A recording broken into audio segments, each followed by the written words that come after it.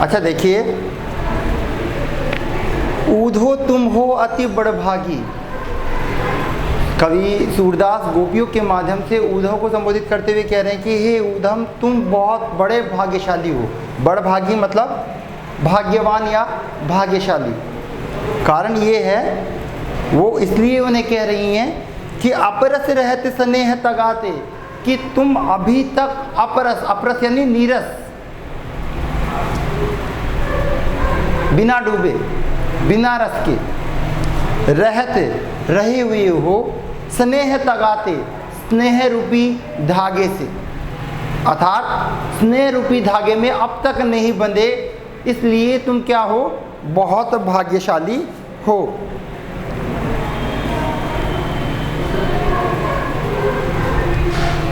नाहिन मन अनुरागी, और अब तक तुम्हारा मन अनुराग के कारण नहीं पड़ा या अनुराग में नहीं पड़ा, अर्थात आप अनुराग के, प्रेम के वशीभूत नहीं हुए। इस बात को लेकर हे उद्धव, तुम बहुत भाग्यशाली हो।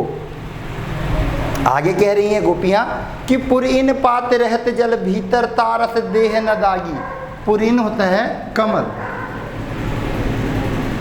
और पात होता है पत्ता। पात का मतलब होता है पत्ता। जो कमल का जो पत्ता होता है, कमल का जो पत्ता होता है,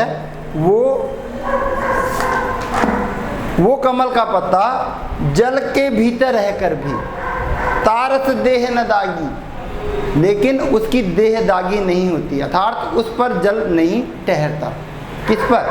कमल के पत्ते पर। समझ में आ रहा है बेटा आपको? सॉरी। पुरीन पात रहते जल भीतर, कहने का मतलब कमल का पत्ता जो जल के भीतर रहता है, तारस देह न दागी, देह मतलब होता है शरीर, अर्थात कमल के पत्ते का शरीर दागी नहीं होता, अर्थात उस पर जल का कोई प्रभाव नहीं पड़ता, जल नहीं ठहरता। जो जल माह तेल की गागरी, जो यानी जिस तरह से या जिस प्रकार से,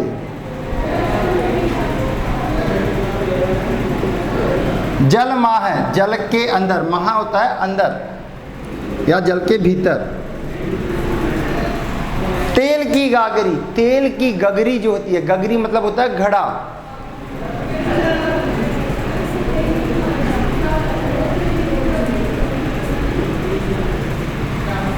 जिस प्रकार से जल के भीतर अगर तेल की गगरी को डुबाया, तेल से सनी हुई गगरी यानी घड़े को डुबाया जाए, बूंद न ताको लागी, ताको यानी, ताको का मतलब होता है उस पर।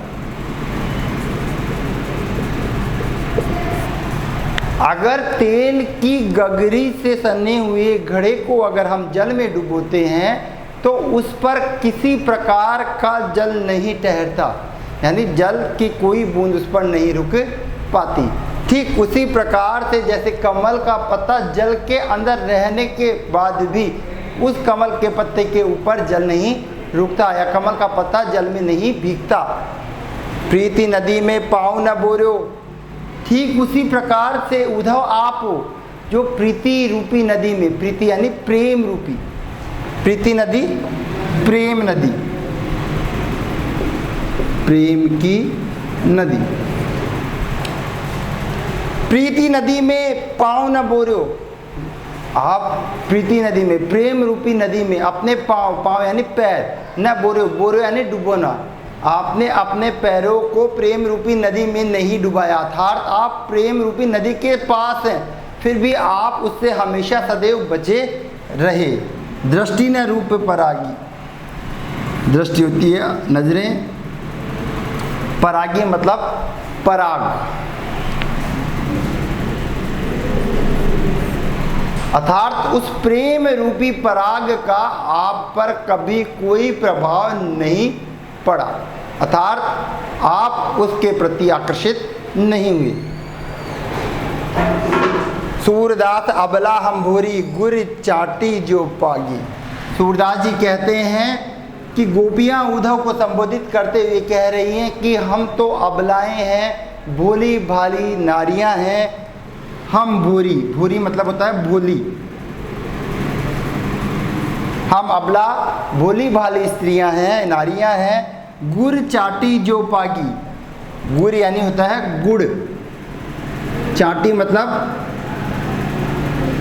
चीटी, जो यानी जिस तरह से, पागी मतलब चिपकना या पकड़ना। जिस तरह से गुड़ के पास जाकर जो चींटियां होती हैं उसके स्नेह के वशीभूत या उससे रस लेने के लिए क्या करती हैं, उससे चिपक जाती हैं और उससे कभी नहीं छूटती, हम ऐसी गोपियाएं हैं। अर्थात जो कृष्ण रूपी प्रेम है, हम इस तरह से उसमें डूब गई हैं कि अब हम उससे कभी अलग नहीं हो सकती।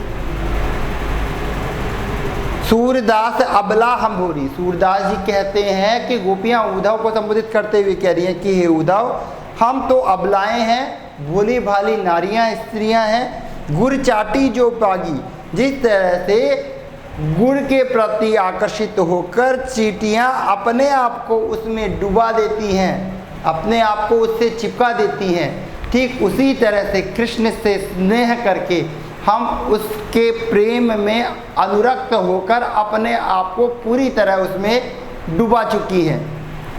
तो आपके निर्गुण ब्रह्म और योग साधना का कोई प्रभाव हम पर नहीं पड़ेगा, हम कृष्ण के प्रेम से अनुरक्त हैं। ठीक है, आज के लिए पहला पद ही काफ़ी है, बाकी का हम कल पढ़ेंगे।